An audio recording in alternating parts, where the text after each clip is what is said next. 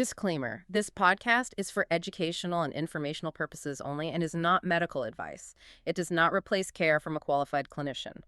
Always talk with your healthcare professional about diagnosis, treatment, and medication decisions.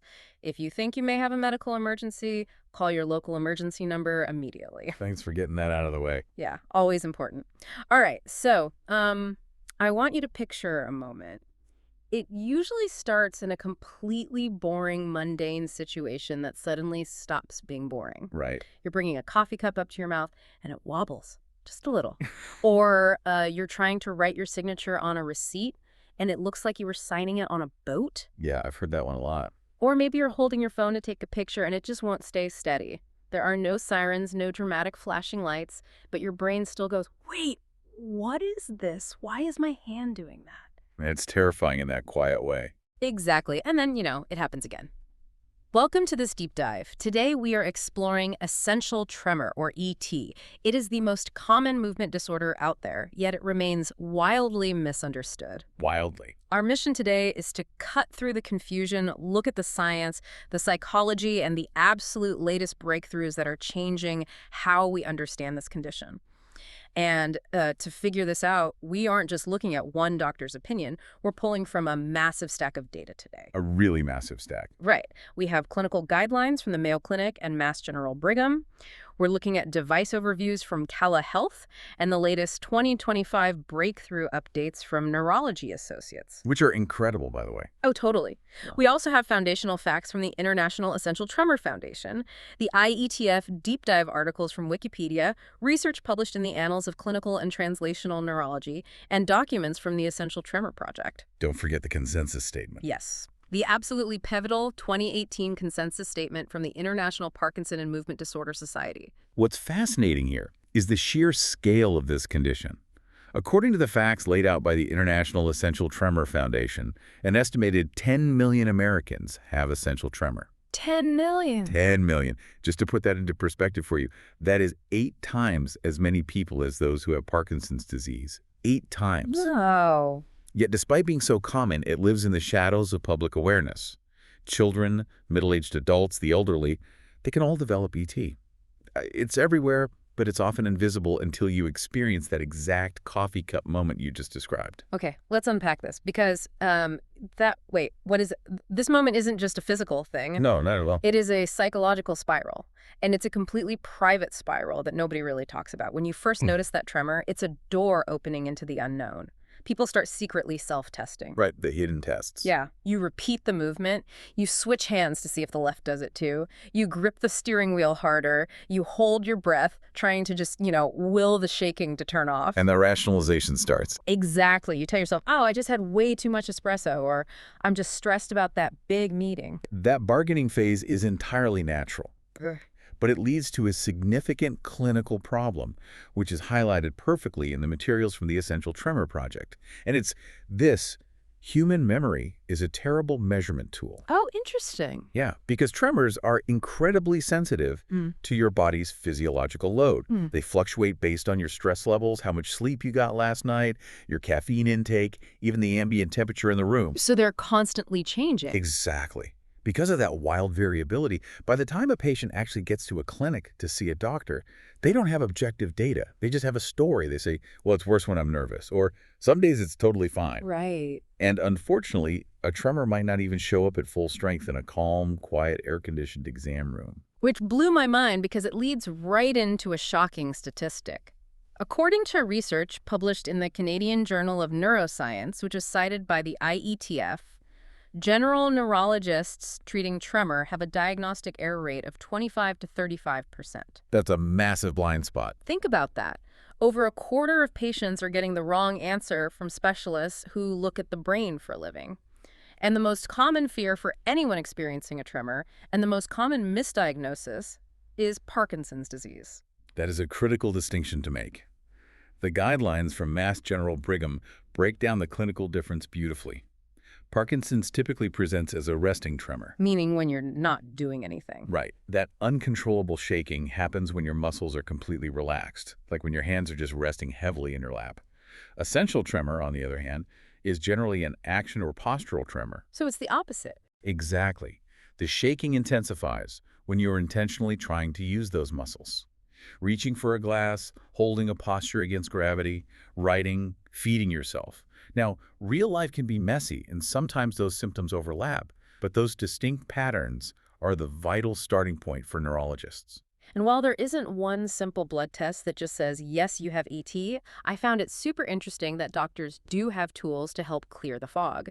The Essential Tremor Foundation notes that the FDA has approved something called a DAT scan. Yes, the DAT scan is a big deal. From what I understand, it's an imaging agent used alongside SPECT imaging to detect dopamine transporters in the brain.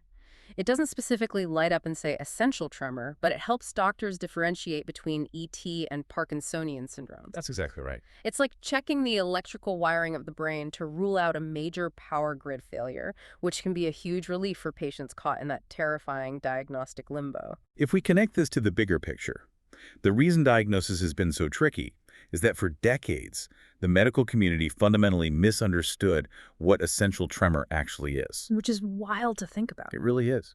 And this brings us to the groundbreaking 2018 consensus statement on the classification of tremors, published by the International Parkinson and Movement Disorder Society. This document caused a massive paradigm shift in neurology. How so? It officially stated that essential tremor should no longer be considered a single disease. Instead, it must be classified as a syndrome. Here's where it gets really interesting, because when I was reading through that, a syndrome is essentially an umbrella term, right? Exactly. It describes a clinical phenotype, a set of visible characteristics that could have entirely different underlying causes in the brain. Under this new 2018 consensus, they introduced a brand new category called ET+. Yes, ET+. You get categorized as ET+ when you have that classic action tremor in your hands or arms. But you also exhibit other soft neurological signs. These are signs of uncertain significance. Things like questionable dystonia, which is abnormal muscle posturing, Right. or mild memory issues, an impaired gait, or even a resting tremor that pops up alongside the action tremor. The scale of this reclassification is mind-blowing. When researchers went back and applied these new strict criteria to existing patient groups, the results completely flipped the script. In one retrospective study, only 20% of patients continued to fulfill the strict, isolated criteria for pure essential tremor. Wait, only 20%? Only 20%. A staggering 80% were reclassified as ET+, or something else entirely. This tells us that this condition is infinitely more complex and varied than just shaky hands. It's a whole spectrum of neurological misfires. And that complexity bleeds right into what actually causes it. Going through the Mayo Clinic's pathology notes and Wikipedia's deep dive into the subject, I was struck by how heavy the genetic component is. It's very prominent. They describe an autosomal dominant inheritance pattern, which is just the medical way of saying if one of your parents has it, it's a coin flip. You have a 50% chance of inheriting that mutation. Right, yeah. But here's the part that stumped me. Researchers have only found the specific genes, like FUS, LINJA1, or 10MM4, in very rare cases. For the vast majority of people with a family history, the exact genetic trigger is still a total ghost. We know it's inherited, but we can't find the exact line of code that's corrupted. Which naturally leads researchers to look outside our DNA. What's fascinating here is the bizarre link between ET and our environment. Research published in the Annals of Clinical and Translational Neurology points toward neurotoxic compounds playing a significant role. Just toxins. Yes. One of the primary suspects is something called harmane. This is a beta-carboline alkaloid that is naturally found in cooked meat. Cooked meat. Yep. Studies have actually shown that patients with essential tremor have higher blood and brain concentrations of harmane, and those higher levels there directly correlate with the severity of their tremors. Wait, hold on. Harmane. So you're saying a genetic vulnerability to ET could literally be triggered or worsened by how someone likes their steak cooked. It seems that way, yes. That is wild. And from what I read in the National Toxicology Program data, it's not just meat, it's environmental heavy metals too. They published findings linking blood-lead exposure to essential tremor as well. Right. The brain is highly susceptible to those accumulations over time. It shows how the brain's circuitry is so incredibly sensitive to what we ingest or absorb over a lifetime. Speaking of ingesting things, we have to talk about the alcohol paradox. Because when I first read this in the Wikipedia deep dive, I had to read it twice. Oh, the alcohol paradox, yes. Both the Essential Tremor Foundation and Wikipedia heavily note this very strange phenomenon. For a lot of people with ET, having a drink actually turns the tremor down, It does. which sounds great until you realize you obviously cannot prescribe a cocktail as a long-term medical strategy. Yes, and it's vital to explain why this happens, while also giving a very firm warning.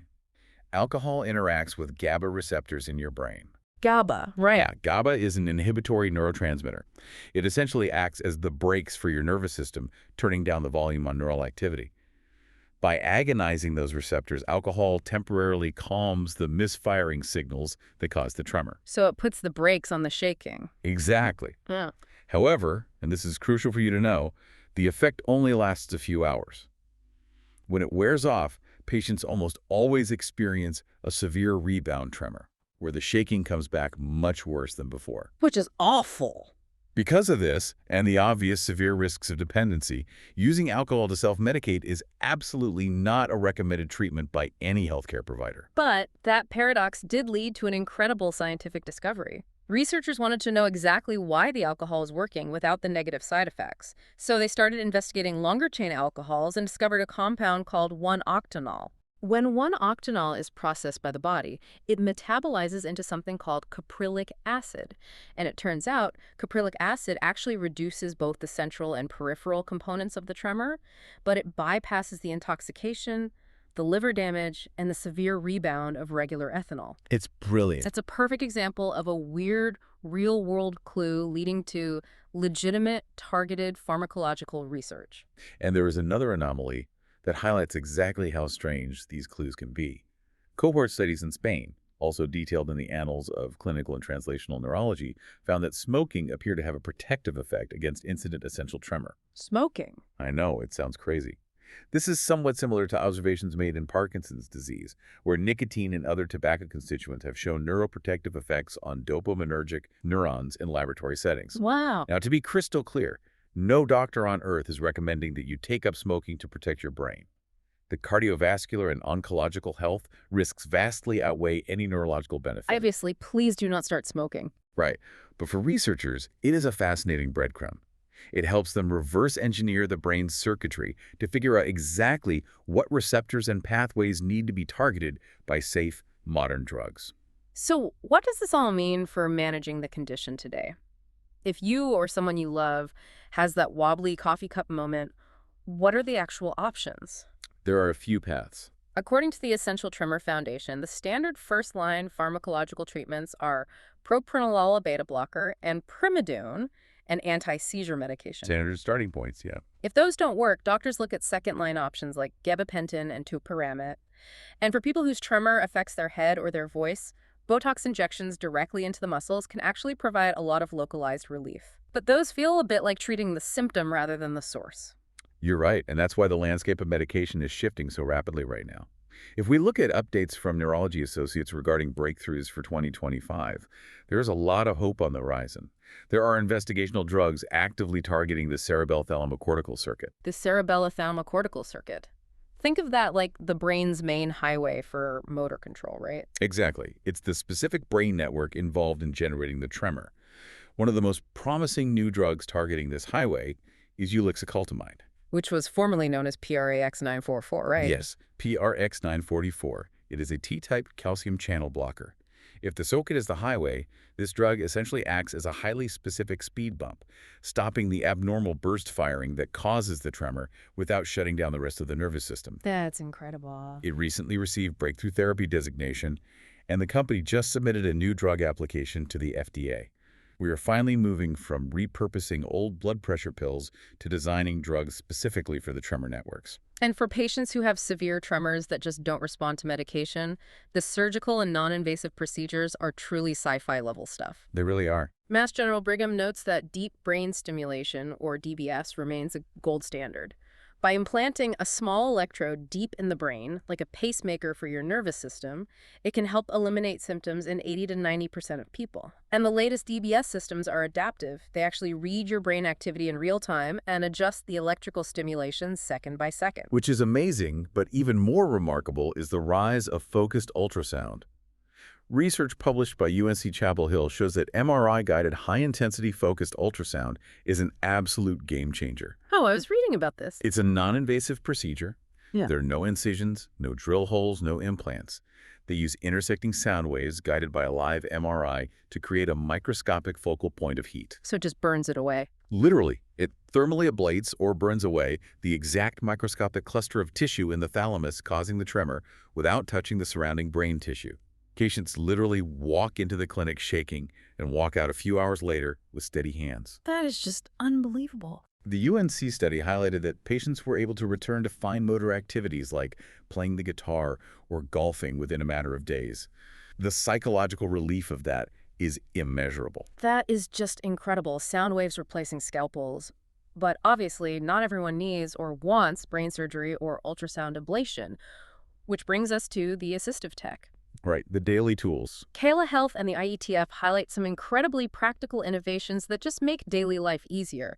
There are simple but brilliant tools like Liftware or the Illispoon, which are weighted, stabilizing utensils that actively counteract the shaking so you can feed yourself comfortably. Those are fantastic. There's the Willem ball, a therapeutic device you hold in your hand that uses mechanical vibrations to calm the muscles before you need to do a fine motor task. But the standout is the Calatrio, or TAPS therapy. The Calatrio is fascinating. This is the only FDA-cleared, non-invasive wrist-worn device on the market. You wear it like a smartwatch. It actually reads and learns your unique individual tremor pattern, and then it delivers localized electrical stimulation to the peripheral nerves in your wrist. It's basically biofeedback. Right. This electrical signal travels back up your arm and targets the central tremor network in your brain, providing temporary on-demand relief without any systemic pharmaceutical side effects. You just turn it on when you need to write a check or hold a cup. This raises an important question, though. With all these treatments, medications, and devices, where does an individual actually begin? It brings us right back to the start of our deep dive. Memory is a terrible tool for tracking tremors. Terrible. You cannot rely on your memory of how bad your shaking was last Tuesday when you were sitting in a neurologist's office 3 months later. The goal when you first notice a tremor shouldn't be panic. The goal should be data. You need consistency to understand your specific triggers and your specific baseline. Exactly. This whole deep dive brings us back to that very first coffee cup moment. We know human memory is a terrible way to track this syndrome. So instead of trying to remember how much your hand was shaking last week, you need to let your tech do the work. Yes. If you, a parent, a friend, or anyone you know is dealing with these, wait, what is this moments, you need to take control of the data. Visit endingtremor.com to learn more about the Essential Tremor project. Please do. While you are there, join the waitlist and discover the Essential Tremor AI companion known as Tremorzen. Tremorzen is being built to close the gap between your daily life and your doctor's office. It uses your smartphone to turn everyday tremor moments into trackable hard data. Which is exactly what neurologists need. Right. It also pairs that data with calming tools and biofeedback. It maps your patterns over time so you can finally see exactly what worsens or improves your tremor. Go to endingtremor.com, get on the waitlist, and take the guesswork out of your health. I want to leave you with a final thought to mull over. Building on that massive 2018 consensus statement from the Movement Disorder Society. Consider how reframing a condition from a single disease to a syndrome completely changes the entire future of medicine. It changes everything. If essential tremor isn't just one thing, but rather a whole family of distinct neurological glitches masquerading under one visible symptom, then the ultimate cure is never going to be a single magic pill that works for all 10 million Americans. Right. Instead, this proves that the future of neurology is hyper-personalized medicine, a future where your specific genetic code, your specific lifetime of environmental exposures down to the way you cook your meat or the toxins you were exposed to decades ago, dictate your exact, unique treatment plan. It leaves you pondering, what other major single diseases in medicine are we entirely misunderstanding right now? That is a fascinating question to end on. Thank you for joining us on this deep dive. Stay curious, track your data, and we'll see you next time.